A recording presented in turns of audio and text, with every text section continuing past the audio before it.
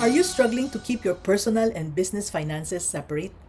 Are you wondering why it's important and how to effectively manage these distinct financial areas? Are you looking for practical steps to ensure your personal and business finances don't overlap? Now, if these questions are on your mind, then you're in the right place. Hi, I'm Mami and your Mami Negosyo, and in this video, I'll guide you through the process of separating your personal and business money effectively. It's about creating clear boundaries for financial clarity and business success. So we will learn all 5 of these tips as we go. Number 1, understand the importance of separation. Number 2, set up separate bank accounts. Number 3, obtain a business credit card. Number 4, pay yourself a salary. And number 5, keep detailed records and receipts. So now, let's break down each one to make sure you get the most out of them. Tip number 1, understand the importance of separation. I always teach and remind my mentees and coaching clients of the importance of separating personal and business finances. Trust me, mixing personal and business finances can lead to tax problems and messy financial records. And because of this, you'll have trouble knowing how well your business is doing.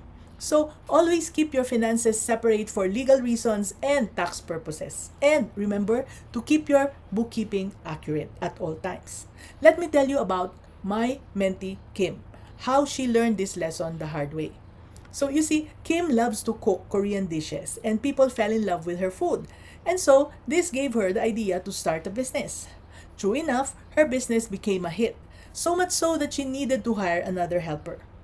However, she made a costly mistake. At first, she used the same bank account for both her personal and business expenses, and this led to a confusing mess of receipts and invoices. And when tax season came around, she faced a tax nightmare that took her weeks to untangle. Because of that experience, Kim reached out to me. She then discovered what went wrong. She understood how important it is to separate personal and business finances. And this brings us to tip number 2, which is to set up separate bank accounts. Yes, the next thing to do is to take action by setting up separate bank accounts for personal and business finances. Open a business checking account and, if necessary, a savings account. Use these accounts only for business transactions, including your income and expenses. Now, let's continue using Kim's example. After learning from her tax issues, she decided to open a separate business checking account for her Korean food business. This way, all her business income went into this account, and all her business expenses were paid from it. Keeping her personal and business finances separate made it easier for Kim to track her business's performance and manage her money efficiently. This simple step helped her avoid future financial headaches. Let's move on to tip number 3, which is to obtain a business credit card.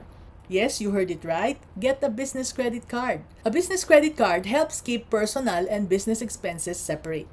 Here's how to do it. Apply for a credit card in your business's name. Now use it strictly for business purchases to simplify record keeping and expense tracking.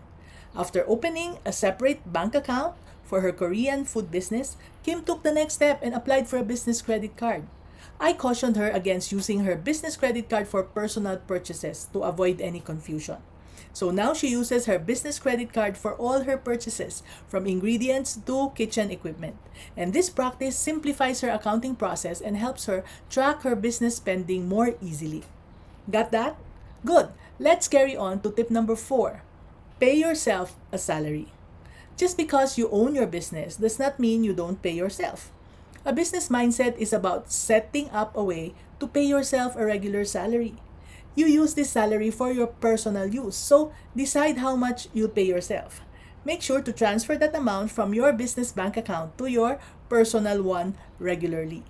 Just like Eleanor, my coaching client. Eleanor owns an IT consultancy business. Here's something important that she learned. Always pay yourself a regular salary first. Why? Well, Eleanor found out that mixing her business and personal money caused lots of confusion. Sometimes she did not know if she was spending her own money or the business's money. Now, she knows exactly now how much money she has for herself and how much belongs to her business. For Eleanor, paying herself a salary first was not just about sorting her money. It made her feel more confident and in control. And let's now go to the last one, tip number 5, which is to keep detailed records and receipts. Always keep up-to-date, detailed records and save all your receipts.